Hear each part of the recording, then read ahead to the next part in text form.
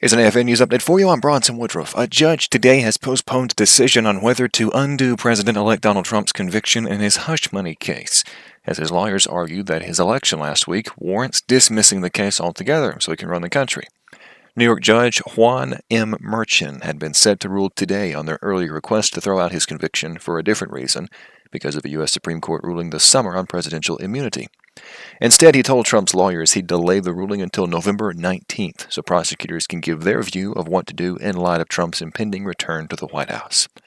According to emails filed in court today, Trump's lawyers and prosecutors had agreed in recent days to the one-week postponement.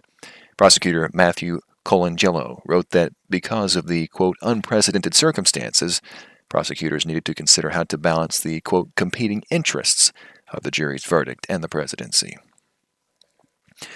A new Louisiana law that requires the Ten Commandments to be displayed in every public classroom by January 1st has been temporarily blocked after a federal judge granted a preliminary injunction today. The judge said the law is, quote, unconstitutional on its face, end quote, and plaintiffs are likely to win their case with claims that the law violates the First Amendment. U.S. District Judge John W. DeGrave in Baton Rouge, who was appointed by former President Barack Obama in 2014, issued the order in an ongoing lawsuit filed by a group of parents of Louisiana public school children.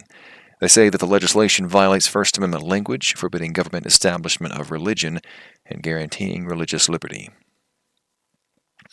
A senior police officer warned today of calls for more rioting in Amsterdam after dozens of people armed with sticks and firecrackers set a tram on fire Monday night as the city faces tensions following violence last week targeting Jewish fans of an Israeli soccer club.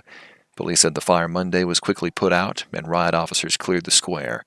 Images online showed people damaging property and setting firecrackers. There were no reports of any injuries. Some rioters could be heard on video shared on social media using slurs against Jewish people.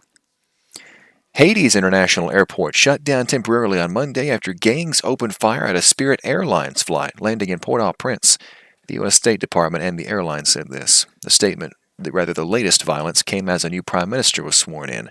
The flight was headed from Fort Lauderdale to Port-au-Prince. It was hit multiple times by gunshots as it was set to land in Haiti's capital, striking a flight attendant who suffered minor injuries. Photos and videos obtained by the AP show bullet holes dotting the interior of a plane. That's all for this AFN News Update. Much more news from a Christian perspective is available on our website, afn.net. Thanks for watching. I'm Bronson Woodruff.